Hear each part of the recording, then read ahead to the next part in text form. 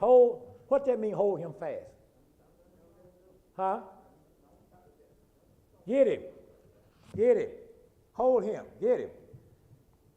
Judas told, in other words, it's 11 people out there. And I don't want y'all to get the wrong guy. So what did Judas say? He gave him a what?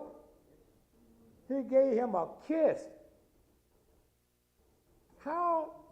Think about it. Your enemy is kissing you. That's enough right there to fight. You are tempted to start some mess. But Jesus took it. He just took it. Why? Because he'd already prayed how many times? And those 3 prayers will really give you what? Give you strength. And that's where we blew it. We blew it because we don't pray like we're supposed to be sealed. We don't pray like it should. You know, we don't ask God, let the will be done. You ask God, let me get it. Let me get it. Okay. They came with all these weapons, and the elder and the preacher. Judah came up to Jesus and kissed him on the cheek. Did you know in that country today they still kiss each other on the cheek? Yeah, they kiss each other. They go from cheek to cheek. Yeah, and I also read where they even hold hands while they walk. But you don't do that over here. You don't hold hands over here unless that's your son. Because if you start holding hands while you're walking, something ain't right.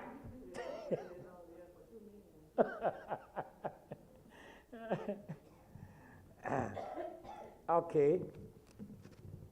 And wherewith he came to Jesus and said, Hail, Master, and kissed him. Look what he called him. If I said hail, what am I saying? I am saluting you. And he says, and kissed him. Oh, come on, y'all. Let's take this thing a little deep. He called him Master, and he kissed him.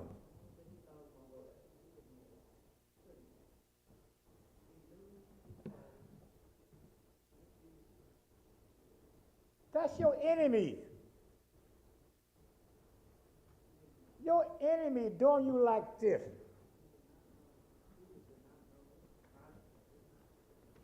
You mean to tell me Judah was with Christ all of this time? He saw what Christ could do. He know what Christ could do. He even laid on his chest at one time. And now he's saying, I need this $30. I mean, these 30 pieces of silver. Well, first of all, I heard Deacon LaSure said this, Watson. He said, Judah knew that Jesus could defend himself, but he didn't. He didn't defend himself. That's what made Judah felt bad, because all Jesus had to do was speak, and they could have failed. Matter of fact, they said that he spoke, and they fell back. He said Jesus could defend himself. And when he didn't defend himself, that's when Judah was hurt. Because Judah wanted to make some quick money. And everybody, I don't like to say the word everybody, but most times we like that quick money. Yeah. Quick money has a lot to do with, I ain't punching no clock. I know how to get some quick money. Oh. Huh? Isn't it so? But we still do it. I mean, I don't know why, but we still do it. It's like no big deal. Whew. I think about it. You know, sometimes the Bible says that we do Christ wrong ourselves because we don't trust him when we should. We don't pray to him when we could. And sometimes we take too much upon ourselves without even consulting him. Think about it. Sometimes we make bad decisions, and we think about it, but that's us. Okay, he kissed him on his cheek and called him master. And Jesus said unto him, friend, wherefore thou comest? Then came they and laid hands. My book, I had to, do y'all book the same way?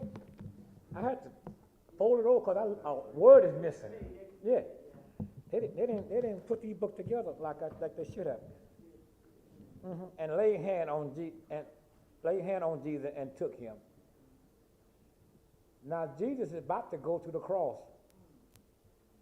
but he doing it because Isaiah said in the Old Testament he was wounded for our transgression, bruised for our iniquity, for our sin.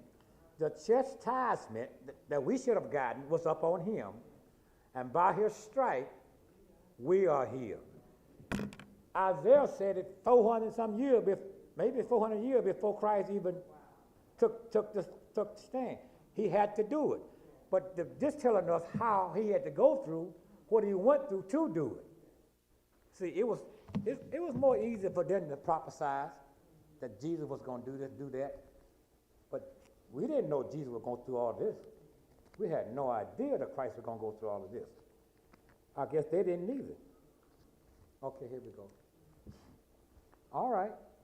Submitting to the will. I said before,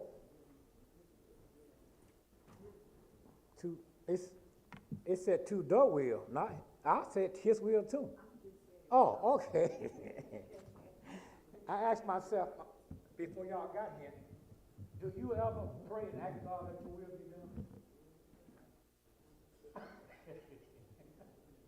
Do you?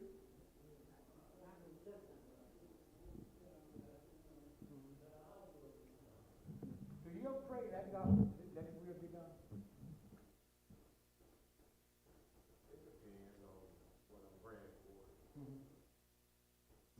Lucille? Do you ask God that the will be done? That's good. Come on, Mike. Sometimes it's hard to really say that prayer because can we really do what he wants us to do? Or do we do what we want to do? That's what I asked. That's what I asked the question. I think all of our prayer should be that your will be done. But I swear I don't say it. I know I don't say it. I ain't gonna sit here and lie.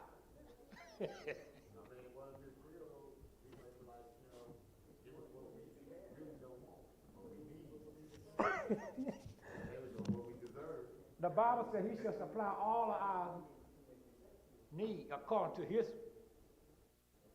He shall supply all your need according to his glory. Something like that. How that work? The scripture. His riches and glory. Yeah. But when Moses was in leadership, he didn't understand a lot of stuff that God told him to do. It didn't make sense for him to get to the Red Sea, and here come Pharaoh's army, and they ain't got nowhere across. They ain't got nowhere getting across him. And they said, you know what, Moses? We've been better off in Egypt as a slave. And when Moses went to God, God said, what you got in your hand? He said, use it. And he stretched out that rod, and here go that. Can you imagine that water being thousands of feet up in the air, and here it is, you walking on dry land? No. Huh? This is kind of a hard thing to do. You don't know whether that water going to come back on you. That's hard. God's will is not always as clear as we want it to be. That's what I'm trying to say. It would never be as clear as you can see. If you can see it, it's not God's will. God's will has nothing. It's not our will. Let me use that term. God's will is not our will. So that's why we have to always cater to his will. And that's very important. Catering to God's will is very important. Y'all know what? I'm finished. If anybody want to talk about the will of God, do so by now, and we can and we can close out. All right? All right.